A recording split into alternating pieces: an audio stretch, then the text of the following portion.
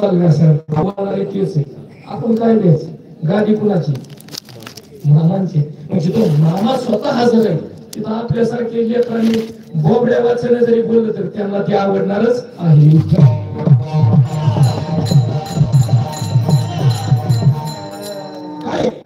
माझ्या पोटी असा एक मुलगा द्या वारकरी म्हणून त्यानं जगामध्ये कल्याणासाठी